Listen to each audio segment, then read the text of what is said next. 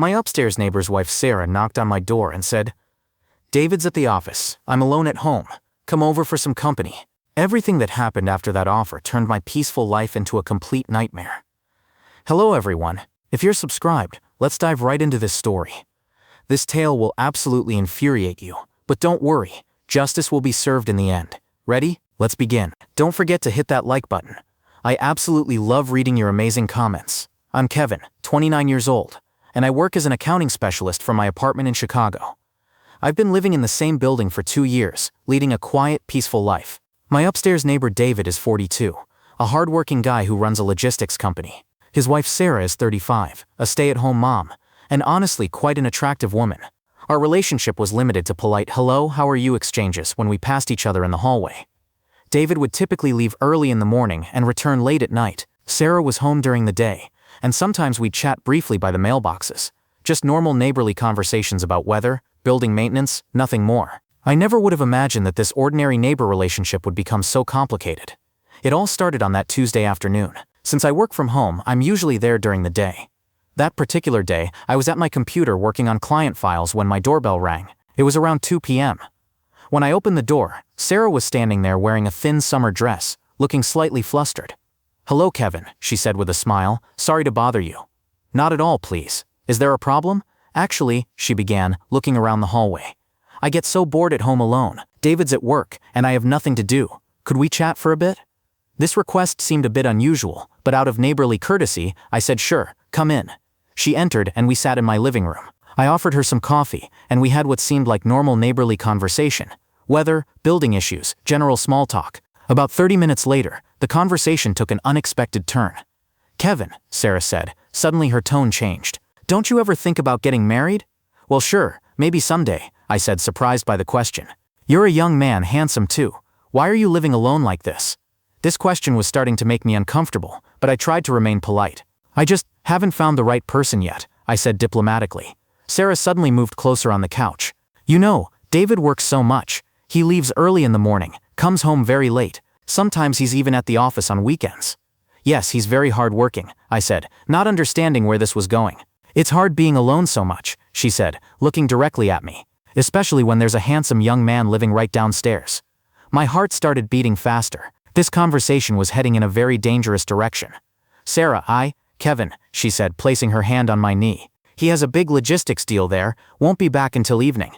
We could spend some quality time together." I was shocked. My neighbor's wife was actually making a move on me. "Sarah, you're married," I managed to say. "What David doesn't know won't hurt him," she said with a seductive smile. "We're both adults, and I know you find me attractive." I stood up immediately. "I think you should go." Her expression changed instantly. The flirtatious smile disappeared. "Are you rejecting me? You're my neighbor's wife. This is completely inappropriate." "So that's a no?" "That's definitely a no." Sarah stared at me for a moment, then said something that should have warned me about what was coming. "That's a mistake, Kevin. You'll regret this decision." Sarah left without another word, and I stood there wondering what the hell had just happened. I spent the rest of that day feeling deeply unsettled. I kept replaying the conversation, wondering if I had misunderstood something or if there was some other explanation. But no, there was no ambiguity. My neighbor's wife had just propositioned me, and when I turned her down, she'd made what sounded like a threat. I was anxious about running into David in the hallway. Would Sarah tell him some twisted version of what happened? Would she claim I had approached her? The next few days passed normally.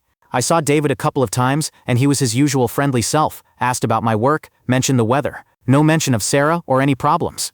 I started to think maybe Sarah would just forget about the whole thing and we could all move on. I was completely wrong.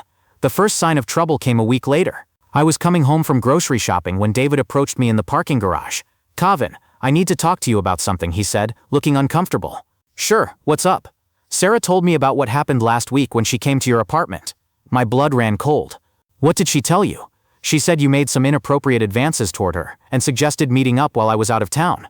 I felt like I'd been hit by a truck. She was completely flipping the story. "David, that's not what happened at all." She seemed pretty shaken up about it. "I never made any advances towards Sarah. She's the one who came to my apartment and suggested we spend quality time together while you were in Milwaukee." David looked skeptical. "That doesn't sound like something Sarah would do. I understand why you'd find it hard to believe, but that's exactly what happened. I told her it was inappropriate and asked her to leave. Look, I'm not trying to cause problems, but Sarah was really upset about whatever happened. David, I have enormous respect for you and your marriage. I would never make inappropriate advances toward your wife." He was quiet for a moment, then said, "Maybe there was just some kind of misunderstanding." "Maybe," I said, though I knew there had been no misunderstanding on my part. "Let's just keep things professional between all of us going forward." "Absolutely," I agreed, but I could tell that Sarah's version of events had planted seeds of doubt about me in David's mind. Over the following weeks, Sarah's sabotage campaign became more sophisticated and malicious. She started appearing in common areas of the building whenever I was around: the laundry room, mailboxes, parking garage. She'd act slightly nervous when she saw me, as if my presence made her uncomfortable. To any other residents watching, it looked like I made the neighbor's wife uncomfortable, which supported her narrative that I had behaved inappropriately toward her. She also began making subtle comments to other neighbors about me. Mrs. Peterson from the first floor mentioned to me, "Sarah seemed concerned about you the other day. Said you've been acting strangely lately. That young man from 3B has been working too hard," she told Mr. Johnson from across the hall. "Sarah noticed he seems very stressed." Each comment was framed as concern, but the subtext was clear. She was monitoring my behavior and creating a narrative that I was unstable or problematic. The situation escalated when Sarah started involving more people in her lies. During a building residents meeting about new security measures, I overheard Sarah talking to Linda, the building manager. "I just feel uncomfortable around some of the residents," she was saying. "There was this incident a few weeks ago." She didn't name me specifically, but she was clearly building a case that one of the building's residents had behaved inappropriately toward her. Later that same evening, I noticed Sarah having an intense conversation with the Martins from the 4th floor. When I walked past, their conversation stopped abruptly, and all three of them looked at me with suspicious expressions. I was starting to realize that Sarah was systematically building a reputation for me as someone who couldn't be trusted around women. The impact began affecting other aspects of my life as well. My client, Mrs. Rodriguez, who lived in a nearby building, suddenly became cold and distant during our monthly financial review meeting. "Is everything all right?" I asked when she seemed uncomfortable. "I've heard some concerning things about your behavior with women," she said carefully. My heart sank. Sarah's lies were spreading beyond our building. "Mrs. Rodriguez, I assure you that whatever you've heard is completely untrue.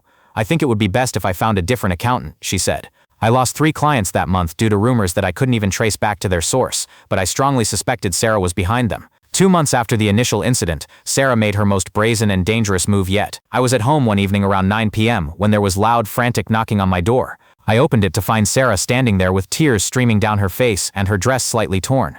"Kevin, thank God you're home," she said, pushing past me into my apartment. "Sarah, what's wrong? What happened?" "Someone attacked me in the parking garage," she said, sobbing. "I managed to get away, but I was so scared. Your apartment was the closest."